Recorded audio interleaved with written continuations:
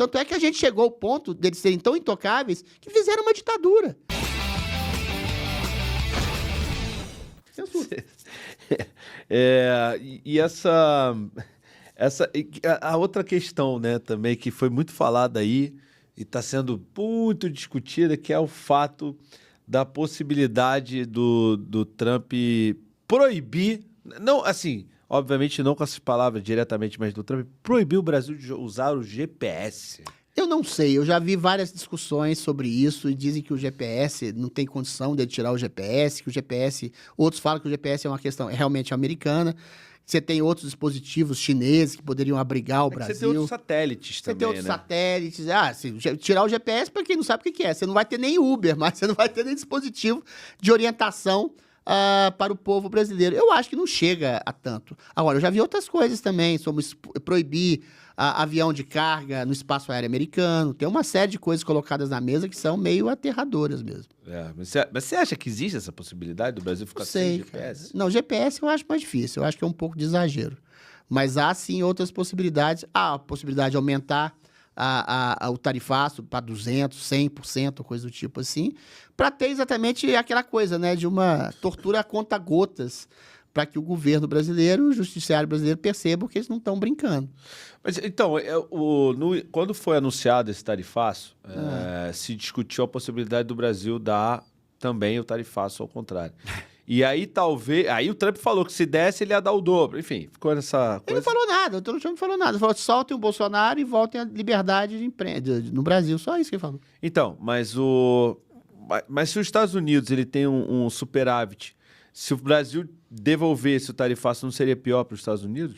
Veja bem, o Brasil precisa mais dos Estados Unidos do que os Estados Unidos precisam do Brasil. Isso o Donald Trump falou e vocalizou de maneira transparente. Ele precisava também. É claro que se o Donald Trump começa a tarifar todo mundo, eventualmente os Estados Unidos também terão prejuízo. Mas, nas recentes tarifações sobre taxas que o Donald Trump, ele tem colhido só vitórias, inclusive contra a China. Uhum. Ele fez esse mesmo tipo, mal comparando, de chantagem, entre aspas, com o México cedeu. Fez isso com a Colômbia cedeu. Fez isso com o Canadá cedeu. Todos eles estrilaram, mas cederam. Fez isso, inclusive, com a Rússia. E com a China diminuiu, inclusive, o tarifaço. Acho que o Japão também, se não me engano. Agora, o Brasil tem uma singularidade. É o único país que está peitando, e peitando assim, soberbamente. O Trump está sendo chamado de fascista. O Lula falou que a guerra tarifária vai começar quando ele, Lula, der o tarifaço dele para o Donald Trump.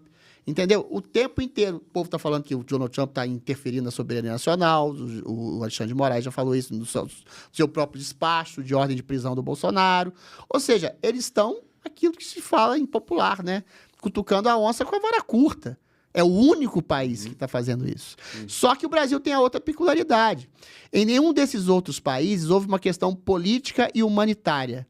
O Donald Trump não falou só de padrão ouro. Alguém pode falar, é o padrão ouro, é o BRICS, idiota, é economista. Pode ser. Mas ele falou explicitamente. Na carta dele, ele começa. Libertem Bolsonaro, parem de censurar as redes sociais, parem de colocar um sistema inquisitorial que persegue, prende e censura pessoas.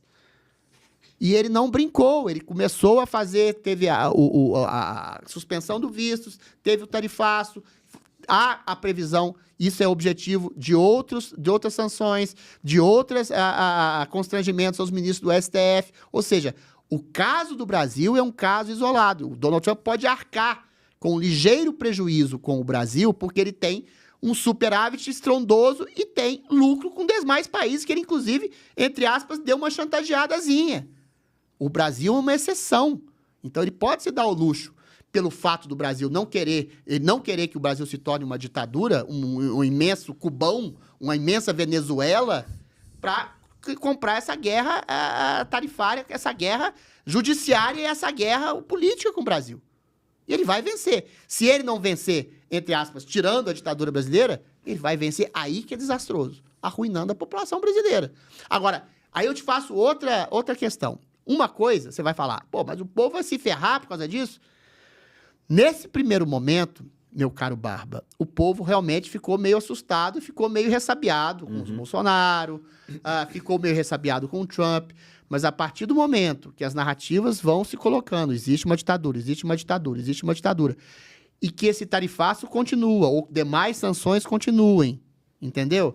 Você acha que o povo brasileiro vai continuar comprando essa ideia do Lula, que tem o gigante yankee americano querendo matar o Brasil, sendo que o Trump vocalizou de maneira clara que só quer que o Brasil restaure a democracia e a liberdade? Eu acho que daqui 3, 6 meses, 1 ano, o povo vai estar exausto desse discurso do Lula.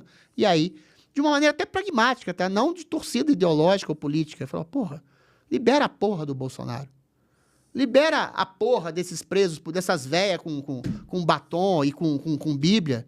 Eu quero meu emprego, eu quero meu salário. Até o empresário, eu quero minha empresa.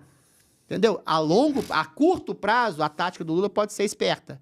A longo prazo, ela pode ser desastrosa, porque eu acho que o povo brasileiro, a não ser, Barba, se a gente se feche totalmente, o que também não excluo. Aí vire uma Venezuela mesmo, fala, olha, nós vamos nos isolar, porque os Estados Unidos querem acabar com o Brasil, família Bolsonaro quer ver o Brasil, nós vamos prender todo mundo, prende o Adriles, prende quem tiver aqui no Brasil, quem tiver contrário ao regime, aí vira Venezuela. É o extremo do radical. Agora, a longo prazo, nem a médio, esse discurso do Lula de lucrar com a desgraça do Brasil e culpar o Trump e o Bolsonaro, eu acho que ela não cola. Eu estava vendo aqui agora, saiu uma entrevista na BBC News de um economista que ganhou o prêmio Nobel, né, dizendo que o Brasil tinha pouco a perder se retaliar aos Estados Unidos e que o PIX estaria provocando rancores no setor privado americano. Mas eu ouvi bastante gente falando sobre essa questão do PIX mesmo, que o PIX estaria na mira, entre aspas, das big techs americanas, especialmente da Meta e tudo mais. Você viu falar sobre isso? Vi. Tem uma campanha, até a neta do Lula entrou com essa história. Olha, o PIX foi uma criação do governo Bolsonaro, primeiro. É um mérito, é uma coisa extraordinária para o Brasil, uma coisa pragmática, uma coisa objetiva. Eles têm preguiça lá pelas tarifas, pelas coisas, as questões econômicas, questões econômicas, que não vale dizer aqui. Mas isso é só uma desculpa, o Barba. Sinceramente, a maior desculpa da ditadura brasileira é para querer culpar os Estados Unidos. Porque é muito simples, cara. Se o Brasil atende, pelo menos parte dessas demandas americanas, humanitárias, os Estados Unidos ficam sem discurso. Acabou. Soltou o Bolsonaro? Tá sem discurso. Soltou as velhas de Bíblia na mão lá da cadeia? Tá sem discurso. Então, isso sim seria exatamente... O Lula é burro. O Lula, olha, eu odeio o Lula, detesto o PT, detesto a esquerda brasileira, mas eu admito, se o Lula chegasse e falasse assim, em nome de um humanismo, em nome da humanidade, eu acho que essas pessoas, o discurso do Lula, essas pessoas foram ludibriadas pelos Bolsonaro, vamos dar uma anistia para eles. É melhor você fazer esse discurso com a voz dele. Vamos dar uma anistia para eles. Eu não vou fazer imitação do Lula para amanhã, é clichêresco demais. E ele ganharia pontos pra caralho. Eu duvido que alguém ia jogar pedra nele. É burro. É burro porque é um cara ressentido, é um cara vingativo, é um cara rancoroso, é um cara cheio de ódio. Ele quer ver as pessoas se ferrarem na prisão.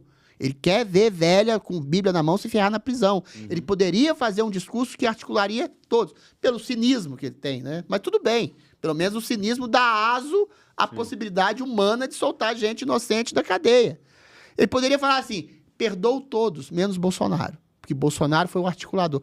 Tá vendo? Eu tô dando conselho de política maquiavélica pro idiota do Lula, que nem isso faz. Graças a Deus, ele é um canalha, e um canalha ressentido, vingativo e rancoroso, e ele não vai pensar isso, senão ele poderia se perpetuar no poder pela esperteza, que eventualmente ele poderia ter, e não tem. E é uma esperteza humana.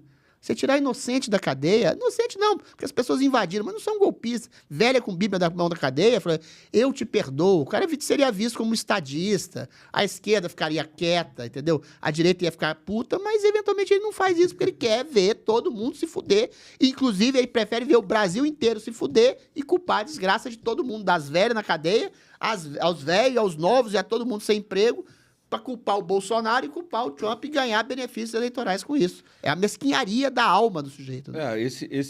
O governo Trump aqui disse, né, que o Moraes é o coração pulsante. O Alexandre de Moraes seria o coração pulsante. Falou? O governo Trump, tá aqui na Falou agora? capa.com, foi 17 horas, atualizado há 1 hora. Boa. Ó, a notícia é o seguinte, o governo Trump diz que o Moraes é o coração pulsante de perseguição contra Bolsonaro. Estamos atentos e tomando providências. Saiu agora. E aí, em rede social, o subsecretário de Diplomacia Pública dos Estados Unidos voltou a criticar o ministro do STF. A afirmação foi feita um dia após Trump dizer que aplicou a tarifa de 50% a países dos quais não tem uma boa relação. Então, enfim. Reconhecer o óbvio. Eu tô querendo...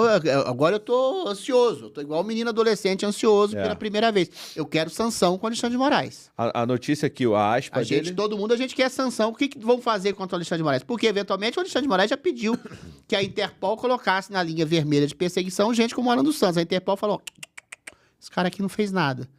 O Donald Trump, pelo Departamento de Estado americano, pode colocar o Alexandre de Moraes na linha de prisão da Interpol também. Um cara que, eventualmente, é acusado, né, de torturador, de ditador, de tirano. Isso tudo, pela lei Magnitsky, já está praticamente enquadrado. Agora, seria interessante que se ele pisasse fora do Brasil, pudesse correr o risco de ser preso, né? A aspa dele é o seguinte: o ministro Alexandre de Moraes, o coração pulsante do complexo de perseguição e censura contra Jair Bolsonaro, o que, por sua vez, restringiu a liberdade de expressão nos Estados Unidos. Graças à liderança do presidente Trump e do secretário Rubio, estamos atentos e tomando providências.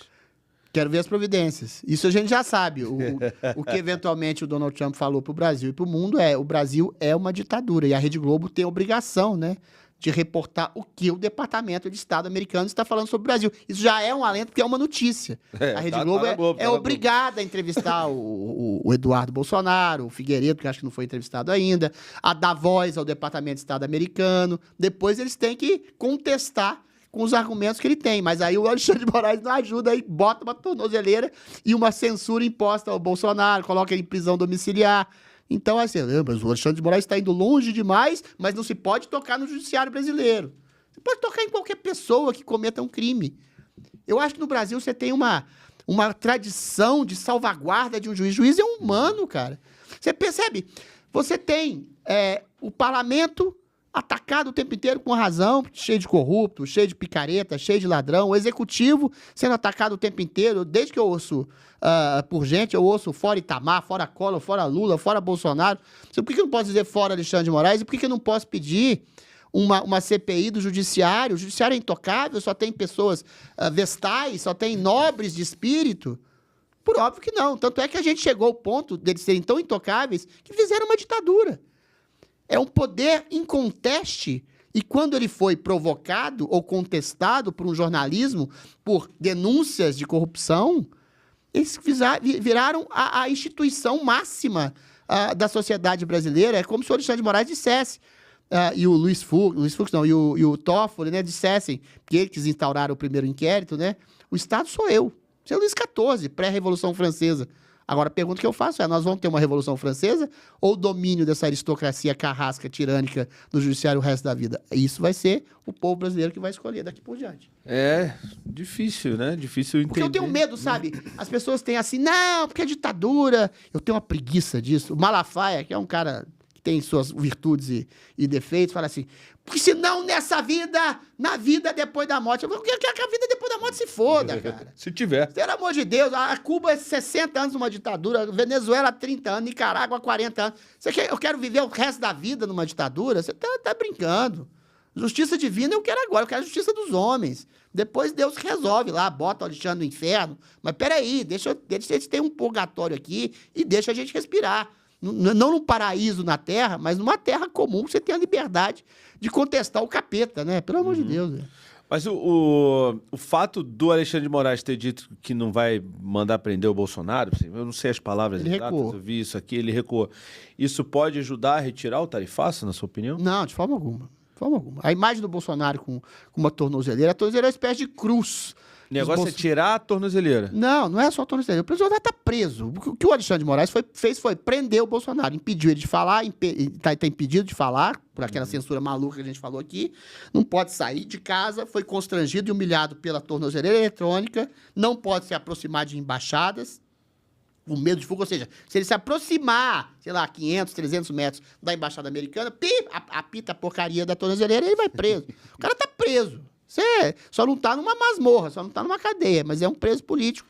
E aí ele faz todas essas coisas assim para calar a voz do Bolsonaro, que é a maior liderança, a mais expressiva liderança da direita, para tentar diminuir o movimento. E são esboços, são estratagemas políticos que o Moraes faz, né? Ele vai testando. E isso é meio preocupante. Eu não vi uma comoção popular gigantesca em relação ao Bolsonaro, talvez porque as pessoas estejam com medo, com tornozeleira, com prisão domiciliar. Não vi. Não sei se vai haver uma comoção popular estratosférica com o Bolsonaro preso. Agora, eu aposto que o povo vai ficar puto. Por que o povo brasileiro fica puto? Arroz e feijão na mesa, tira a comida da mesa, tira o trabalho, tira o sustento econômico, diminui o poder de compra. Isso o Lula já estava fazendo muito bem. Tanto é que a popularidade estava desabando. Agora o Lula arrumou um inimigo externo que é culpado pelo que o Lula estava fazendo, que vai piorar o que o Lula estava fazendo, entendeu? Agora, a partir do momento que houver um debacle, um desastre econômico, aí o povo acha que vai para a rua. Mas Mas é uma desgraça, né? lógico. Ter expectativa de um desastre econômico provocado pelo Lula, pelo judiciário, para ter exatamente a possibilidade de restauração da liberdade e da democracia no país. É uma coisa desgraçada isso. Mas isso não pode ter um efeito contrário? Por exemplo, o tarifaço. Os caras não vão... o agro, por exemplo, né, produz muito para o exterior. Não vai ter como vender. Eu estava vendo aí a crise dos sucos, suco brasileiro, suco de laranja, não vai ser vendido lá. Vai ter que dar vazão isso aí. Ou eles vão destruir ou vai ter que dar vazão. Se tiver que dar vazão, vai cobrar mais barato. Se cobrar mais barato, os caras aqui no Brasil vão pagar mais barato no produto. Vocês vão perder lucro. Eu nunca vi empresário gostar de perder lucro.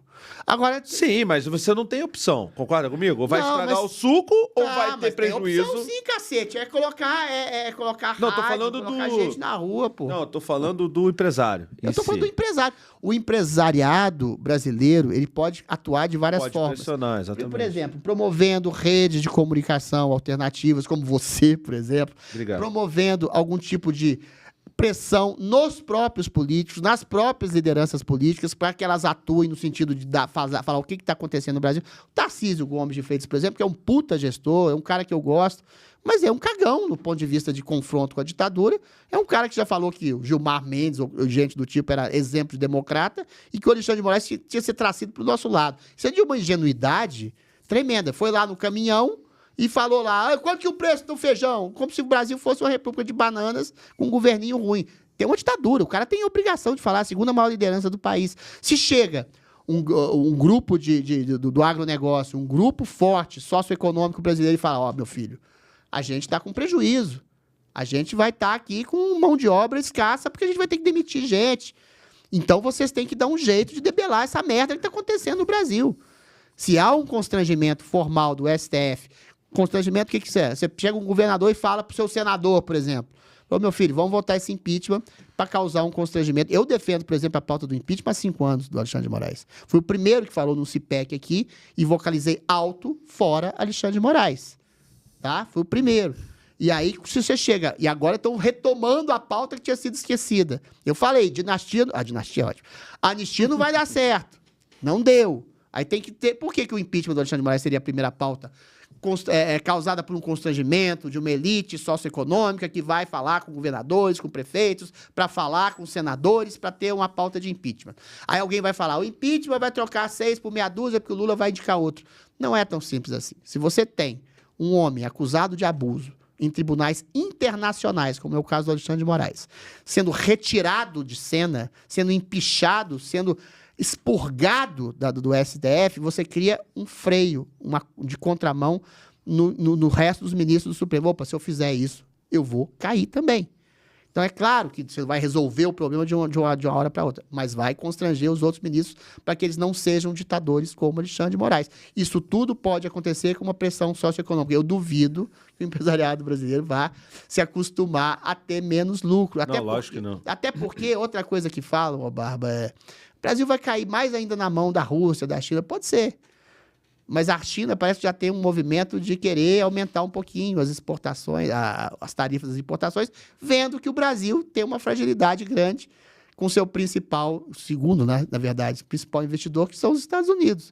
É claro que nenhum país é bonzinho e vai querer lucrar em cima da fragilidade brasileira, ou seja, o que vai piorar a nossa crise econômica. Ganhe muito dinheiro no YouTube seguindo esse conselho. Veja só, olha, a gente fez o curso do Peter Jordan, YouTube Sem Aparecer.